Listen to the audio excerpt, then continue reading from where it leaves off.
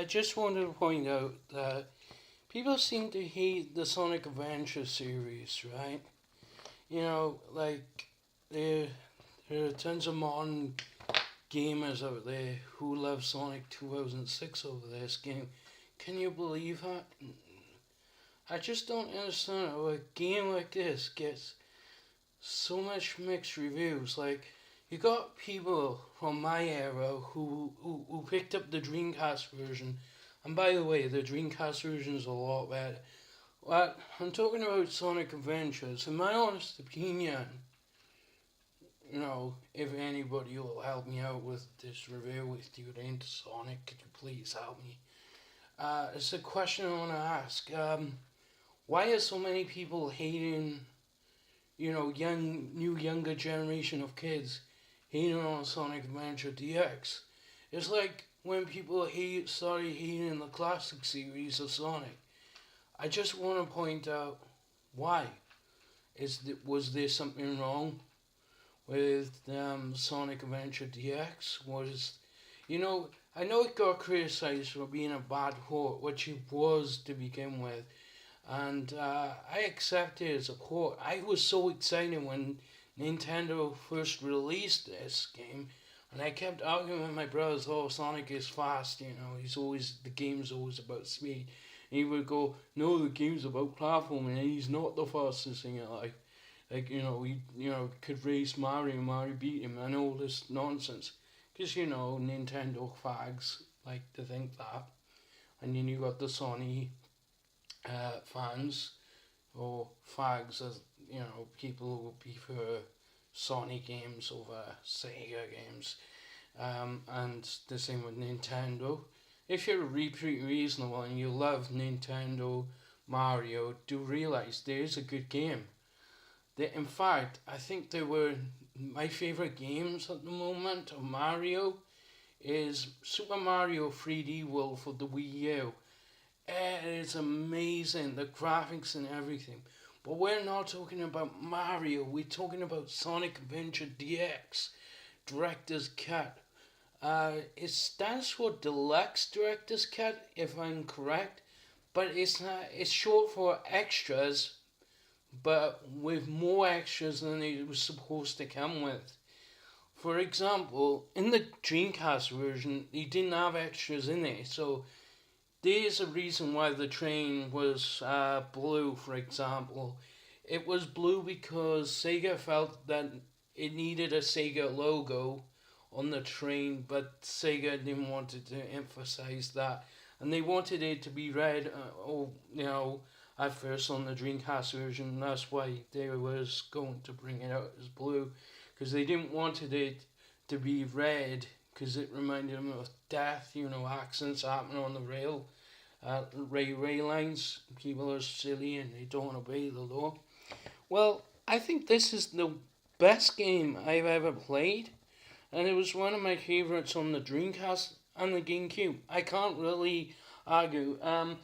The only thing I will have a downfall with is that I hate Nintendo fans just doing this, but it's not exactly their fault. They reckon this exists, but the Dreamcast version doesn't.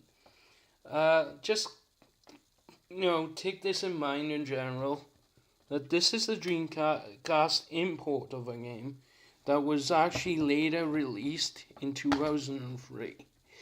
Look, you can even see the inserts. I really hope in the Barozas, one of the YouTube videos will show me the disc version of what the American one is like. Is it any different from the European one, the UK or anything? For the GameCube version, that would be pretty cool, because I know a lot of people seem to hate Sonic Adventures, and when I mean Sonic Adventures, I mean 1 and 2 in general, so it's okay to call them Sonic Adventures. So this is the DX Director's Cut. A lot of young kids today don't realize they never grew up on this, so that's the reason why it got so much hate. However, I just noticed something.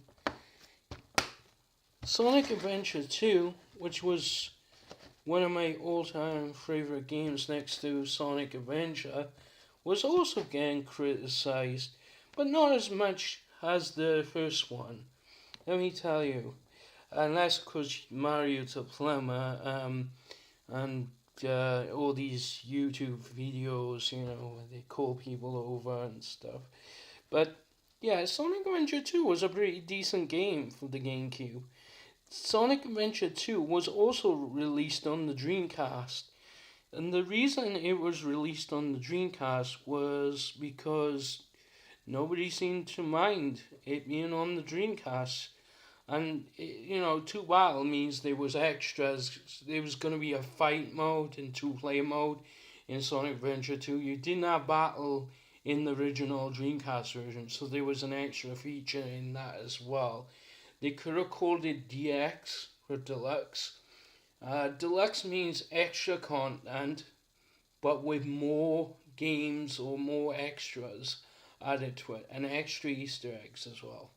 So, what do I think of, the fans hating on this? This is the Player's Choice version, not as good as the others. Yes, I got a Pokemon Coliseum memory card in it for no reason. But yeah, I like this one totally better because it's got the Sonic Adventure 2 writing, and it's got Sonic from Sonic Adventure 2 on the case, which is pretty cool. I think this one was the best port, for Sonic Adventures game. So I think Sonic Adventure 2 is awesome, but people still criticize it. Like I said, it's like Ghostbusters 2. It gets more hate than the first one, which I'm gonna bring up in the next video on Ghostbusters 3. My thoughts on Ghostbusters 3. Yeah, just wanted to point out my honest opinion with Ghostbusters, Sonic Adventure games. On whether or not there should be a third game, I don't know. Because to be honest, Sonic games were going downhill after the Dreamcast failed. Sonic Heroes was okay, it was still fun, but it's nothing compared to Sonic Adventure 2, the best game ever. So yeah. So there were 2 Dreamcast titles. And I honestly think that if you ever pick these up, you should. Because, they're collector's items. Sorry, my camera couldn't get it all in. So, yeah. So, sayonara and all good things to say goodbye with. I should check the zoom function on this, see if I can zoom out. Anyway, sayonara, all good things to say goodbye with. Oh, am I done yet? Oh, where's the video? Oh.